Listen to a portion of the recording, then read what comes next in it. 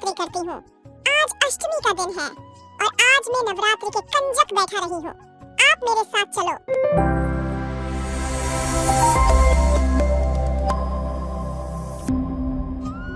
एक गीता नाम की चिड़िया थी।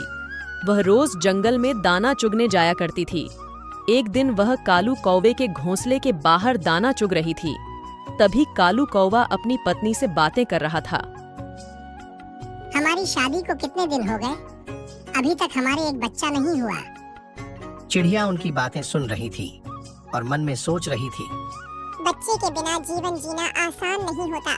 कितना कष्ट होता है जब लोग ताने सुनाते हैं। अब चिड़िया वहां से उड़कर चली गई और एक मंदिर में जाकर दाना चुगने लगी। तभी वहां एक पंडित किसी से बातें कर रहा था। कह रहा था, कुछ दिन बाद माता के नवरात्रे शुरू हो रहे हैं। जो कोई भी माता के नवरात्रे पूरी श्रद्धा और विश्वास से करेगा, उसकी मनोकामना पूरी होगी। चिड़िया उनकी बातें सुनकर अपने घर आ गई और कहने लगी, मैं भी करूंगी नवरात्रे माता के कौवे और कौवी बहन के लिए। कुछ समय बाद नवरात्रे आ गए। चिड़िया ने पूरी तैयारी कर ली। माता की स्थापना कर ली। पूरी श्रद्धा से पूजा करने लगी। पहले नवरात्रे का व्रत चिड़िया ने पूरी श्रद्धा से पूरा किया। ऐसे ही एक एक दिन निकलते गया। चिड़िया माता की पूजा करती गई। अब नवरात्रे का आखिरी दिन था। चिड़िया को कन्या पूजन करवाना था। चिड़िया जंगल में जाकर कन्याओं को बुलाने लगी।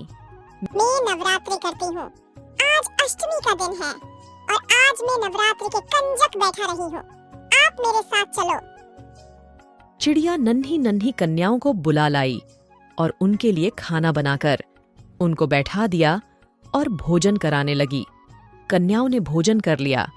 चिड़िया ने उनको दक्षिणा देकर उनका आशीर्वाद लिया। कन्याएं अब चली गईं। चिड़िया अब माँ से कहने लगी, माँ अब मेरी भी सुन लो। कौवे और कौवी बहन को एक संतान दे दो माँ। माता चिड़िया को देख रही थी कि कैसे नन्ही चिड़िया अपनी फीकर किए बिना किसी और के जीवन से भरने के लिए कितने विश्वास और भाव से मेरी पूजा कर रही है। चिड़िया माता के चरणों में अरदास लगा रही। तभी माँ दुर्गा ने चिड़िया को दर्शन दिया और चिड़िया से कहने लगी, भक्त में तुम्हारी भक्ति भाव से प्रश्न हुई। तुम्हारे मन में दूसरों के प्रति कितना प्रेम है। कौवे और कौवी के जीवन में संतान सुख नहीं था, पर तुमने निस्वार्थ भाव से मेरी पूजा की है। मैं अपने भक्त को निराश नहीं करूंगी। तुम्हारी इच्छा जरूर पूरी होगी। कौवे और कौवी को संतान सुख मिलेगा। ऐसा कहकर माँ अंतर ध्यान हो गई। समय निकलता गया। ऐसे ही चिड़िया ने नवरात्रि की सारी घटना कौवे और कौवी को बताई। कुछ समय बाद कौवे और कौवी को एक प्यारी सी संतान हुई। चिड़िया बहुत खुश हुई।